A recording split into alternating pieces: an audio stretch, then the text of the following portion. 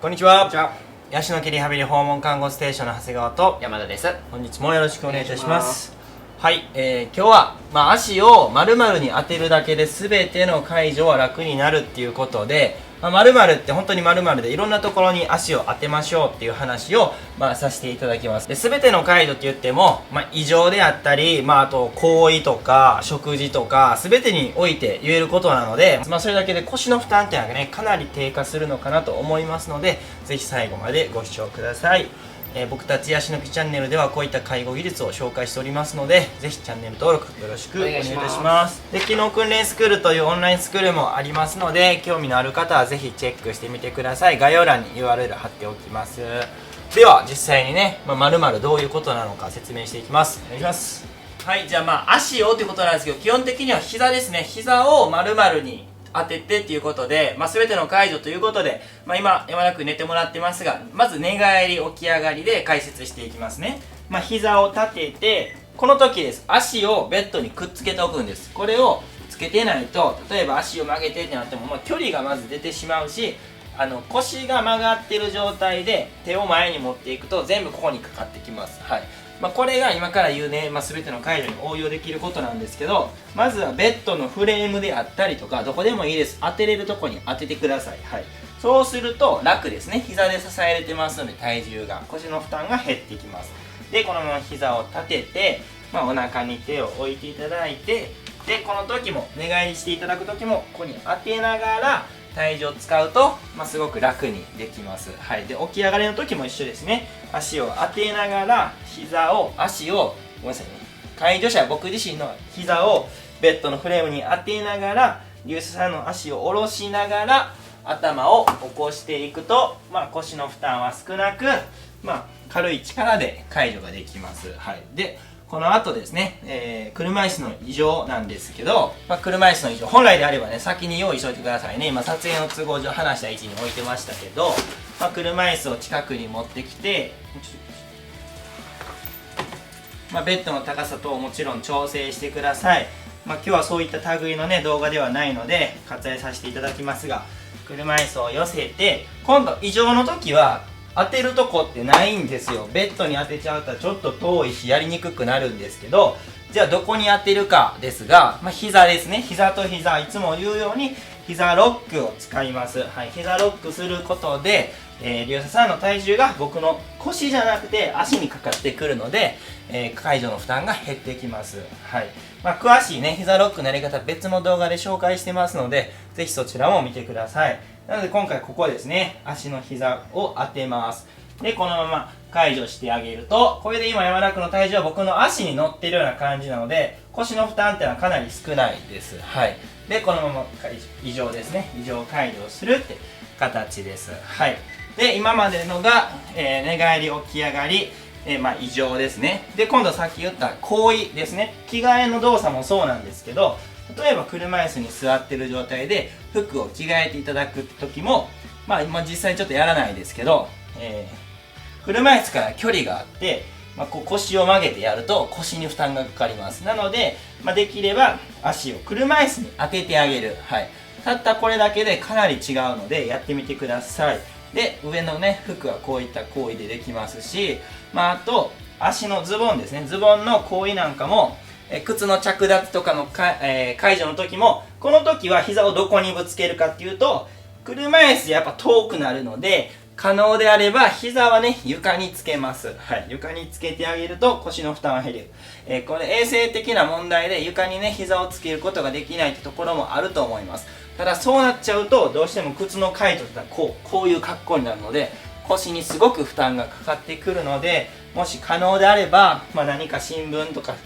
タオルとか何か汚れてもいいものを敷いて膝をつく。片膝でも全然違いますし、場合によっては両膝つきます。はい。で、食事の介助もそうですね。食事の介助する時も、基本的には同じ目線で食べていただかないと、上からの介助になると、顎が上がってしまうので、誤嚥のリスクが高くなるので、基本的にはね、介助っていうのは下から、目線の下から、解除が普通なんですけど、この時も上から解除してしまうと顎が上がってしまったり、あと介助者の腰に負担がかかってきますね。こう腰が曲がってしまうので、はい。小柄で背の低いね、介助者であれば、あまり心配ないかもしれないですけど、背の高い男性スタッフとかであれば、できれば膝をつく、もしくは椅子を持ってきて、椅子に座った状態で目線を合わせて食事介助をしていただくってことが、理想ですね。座るってなった場合はね、足をどこかにぶつけるって話とは、また違ってくるとは思いますけれども、そういった工夫が大事になってきます。はい、で食事介助も終わって、じゃあ次は車椅子からベッドに戻りましょうっていうことになると思いますけど、ベッドから車椅子からベッドに戻る際も同じようにですね、膝ロック、ちょっとお尻向ける形になりますけど、膝ロックをしっかりね、今度はこっちですね、遠い方の膝を当ててロックした状態で、しっかりお辞儀していただいて、膝をね、両手さんの膝に当てて、こうですね、で異常介助をしていただきます。で車椅子を、遠くにどけて、今度寝ていただく時もそうですね、この状態で介助しちゃうと腰痛めちゃうので、足を、できたらベッドのフレームに当てておく、はい、でこのままぐっと介助してあげると、リュウスさんの負担、リュウスさんの体重っていうのはこの足にかかってきます。腰にもある程度かかりますけど、足で分散することができるので、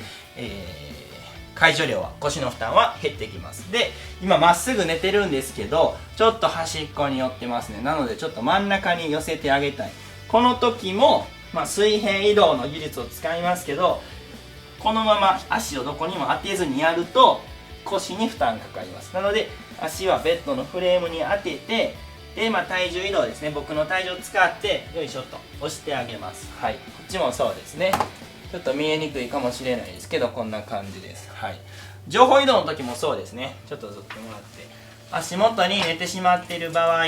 上に上げたいなって時も同じで、膝を曲げていただく時もベッドのフレームに当てておく。はい、で上にね引き上げる時もしっかり肩甲骨に手を入れて、骨盤に手を入れて、ここですね、足はしっかりベッドのフレームに当てておいて、そのまま上方移動ですね、はい、こうしていただくと、負担は少なくなってきます。なので基本的にはこの足は片足でもいいし両足でもいいので、その場その場で臨機応変にどっちの足をつくかっていうのは考えながらやっていただけたらいいかなと思うんですけど、足をね一部どっかにつけておくだけで全然介助の負担が減ってきますよっていうお話をさせていただきました。で最後にコツなんですけど、コツというか多分ベッドのフレームとか硬いところに当てちゃうと、介助者自身のこのすねですね、弁慶の骨が痛いと思います。場合によっては膝のお皿が痛いと思うので、できればちょっと見えにくいですが、この硬いの外についてる筋肉触ったら分かると思います。内側って骨出てるんですけど、外側には筋肉がねある程度あります。ここを当てるようにしてください。そしたら痛くないです。はい、これ膝ロックの動画でもね結構説明してると思うんですけど、この前脛骨筋と言われる筋肉です。ここを当てるようにしてみてください。はい、ということで、今日はね足を丸々に当てると、負担はかなり軽減しますよ。全ての介助においてね言えることなので紹介させていただきました。はい、では山田君ワンポイントアドバイスお願いします。はい、ワンポイントアドバイスなんですけども、ズバリ当てる高さですね。膝のこの辺に今ね当てるという話が出たんですけど、低すぎてもちょっと